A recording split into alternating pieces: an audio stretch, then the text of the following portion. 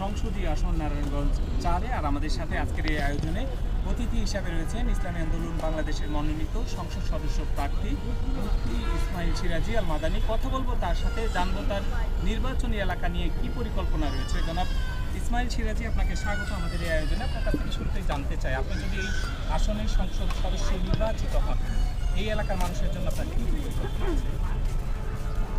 আসসালামু আলাইকুম আমরা ইসলামী আন্দোলন বাংলাদেশ মনোনীত আমি নারায়ণগঞ্জ 4 আসনে আমাদের পরিকল্পনা এই নারায়ণগঞ্জ 4 আসনের মানুষের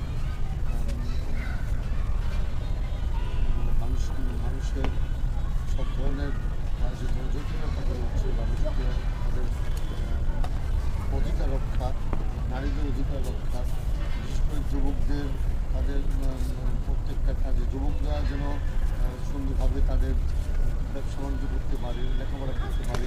আমাদের সবচেয়ে বড় পরিকল্পনা নারায়ণগঞ্জকে শিক্ষার যে পরিবেশ, শিক্ষার পরিবেশকে আরেকটু উন্নয়ন করা।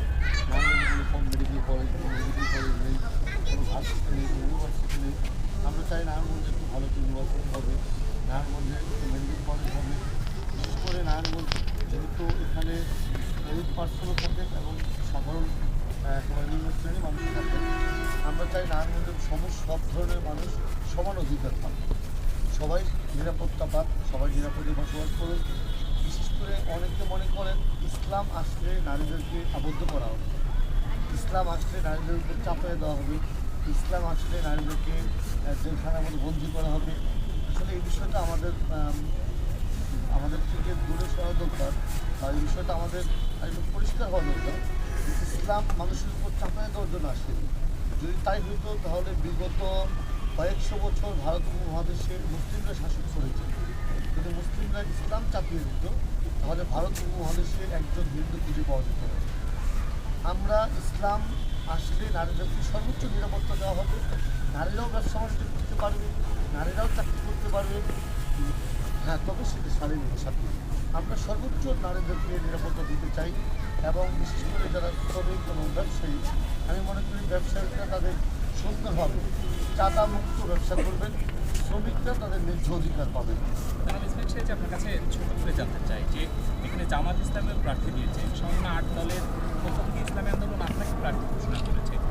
8 দল সিদ্ধান্ত নিয়ে যদি আপনাকে দেয় তাহলে অন্যদের সাথে কী করে গেছে? আমরা তো আসলে বাংলাদেশের ঐক্যর যে একটা বিষয় ছিল, যে ঐক্য বাংলাদেশের ঐক্যবদ্ধ বাংলাদেশের ঐক্যটা, আলহামদুলিল্লাহ আমাদের দেশের চরমের নেতৃত্বে সকল যারা ইসলাম দেশ মানবতাকে ভালোবাসে, ইসলাম দেশ মানবতাকে লালন করেন, তারা সকলে ঐক্যবদ্ধ হচ্ছি। আগামীর বাংলাদেশ ইসলামের বাংলাদেশ, আগামীর বাংলাদেশ মানুষের অধিকার রক্ষার বাংলাদেশ। এবং বাংলাদেশের একদিন যে মাটি আমি শ্রদ্ধাভরে স্মরণ করছি আমাদের যিনি মাতৃ শহীদ হয়েছেন আমাদের বাংলাদেশকে ভালোবেসে, আমাদের ওসমান হাদি ভাই। আমরা দোয়া করি আল্লাহ তাকে জান্নাতুল উচ্চ মাকাম দান করুক, তাকে শহীদের মর্যাদা হিসেবে তাকে শাহাদাত আল্লাহ কবুল করুক। ওসমান হাদি ভাইয়ের একটা ইচ্ছা ছিল, জুলাই জান দেবো, জুলাইয়ের চেতনা দেবো না। আমি বলি জান দেবো ইসলাম এবং দেশের ভূখণ্ড অন্য কোনো স্বপ্নের চক্ষু করতে দেবো না।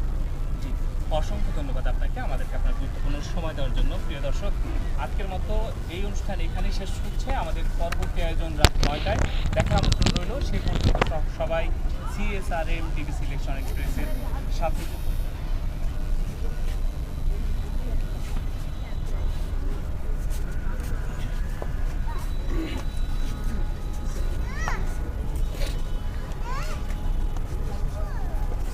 থ্যাংক ইউ ভাই, অনেক সুন্দর, অনেক সুন্দর। থ্যাংক ইউ সবাইকে।